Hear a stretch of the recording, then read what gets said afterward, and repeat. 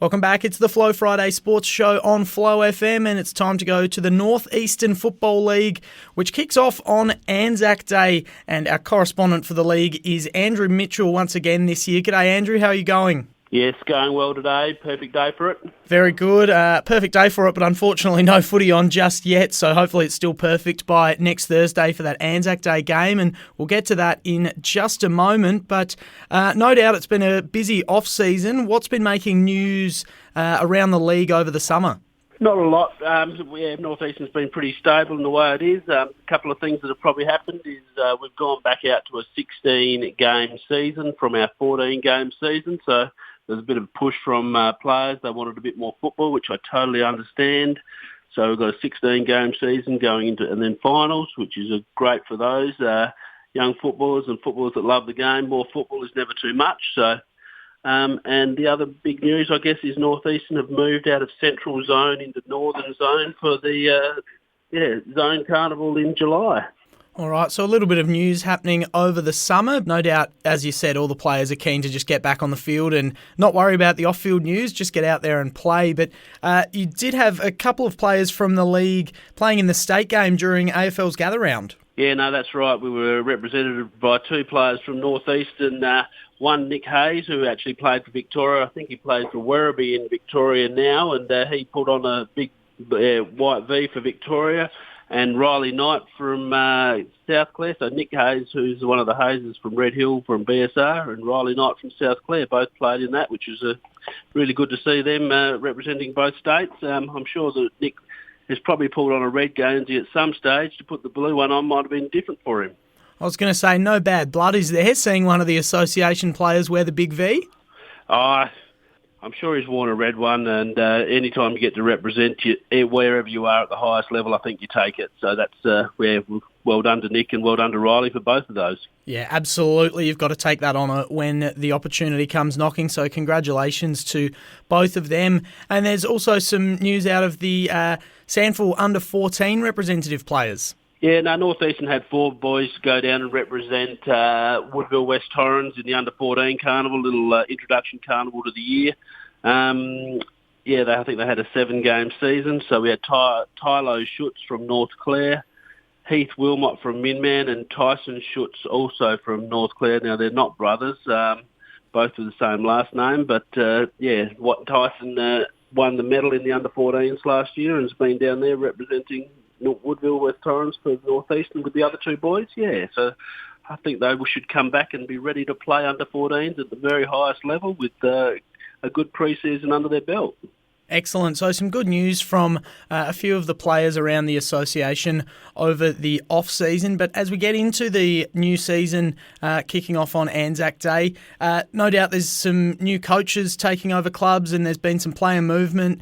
Just give us a bit of an update on the landscape of the league, club by club, what's happening on the field for the new year. Yeah, no, that's right. Matt Pryor is going to be coaching Southern Saints again, and they'll be right up around the mark, I believe. I haven't heard a lot of losses of players out of there. They have got the return of Blake Lown, who's going to add to their midfield and forwards hugely. So he's going to give them some real run, great ball movement forward. So I expect them to be really good this year. Minman have got Nick Schomburg at the helm back at Minman. He has coached previously at Minman. Yes, he's the father of Harriet. Crows, whether they're bringing anything out of the Crows back to Minman, I'm not sure yet, but that'll be interesting to see how Nick goes with Minman. Minman have lost a couple of players in Henry Goss and Jack Latchford. They'll be big losses, but I'm sure they've got some young lads ready to step up and help them out and take their chances of playing A-grade football. BBH have got Marcus Hall coaching them this year for the first time for Marcus, so a really good player, won a male medal back, and now I'm stretching the memory, but I'm going to guess about 2011, around then. So a quality player, so he's coaching BBH.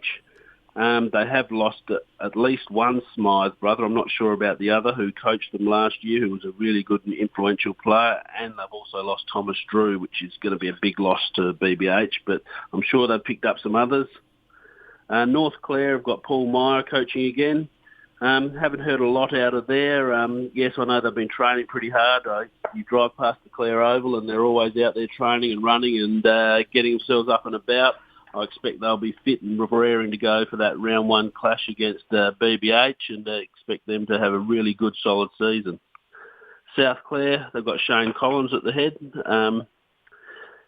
Shane, I haven't heard any player movement. However, they did have a very strong under-17s team last year who took out the premiership, so I expect they'll be putting a lot of time and effort into getting those under-17s playing good quality A-grade football, just getting games under their belts and setting themselves up for the future.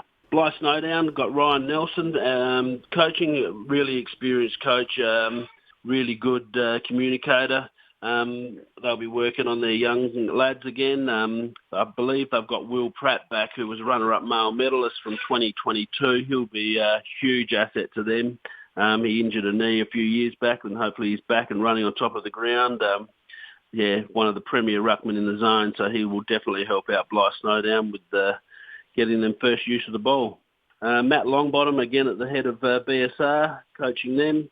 They have lost a couple in Isaac Moller, I believe, has gone to Orroroo, and Alex Morgan, who has gone to try himself out at West Adelaide. So good luck to Alex down there, and hopefully all the best goes for him, and he has a really successful league and reserves year.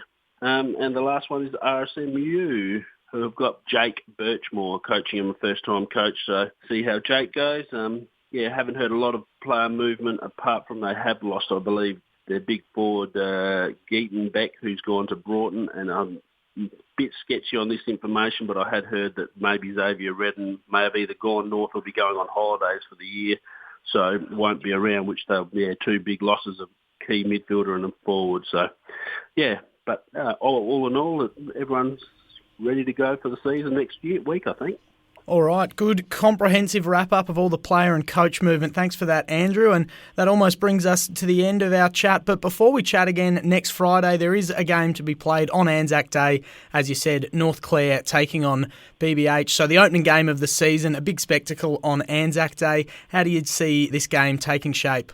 Yeah, obviously with the new facility at Clare, they're going to start all games about midday, starting with the under-9s and 12s and running through the 14s, 17s B grade, and I believe the A grade will be played under lights at the back end of the day, which would be great spectacle to go and see. So, North to Clare and BBH will take on each other there for the first opening game for the Northeastern, which would be good to see. Be good everyone to get along and support our ANZAC causes and, see how the season starts at Northeastern.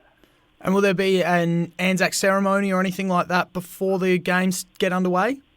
Yes, just before the A grade there'll be an ANZAC ceremony. Obviously each country town or many country towns around the area will have their ANZAC ceremonies in the morning, and then come lunchtime this will start, and just before the A grade, which I haven't got the exact time of that, we've obviously been put out a bit with starting a bit later. I expect it to be about 5:30, 6 o'clock. There'll be a ceremony before the start of the A grade at the end of the B grade.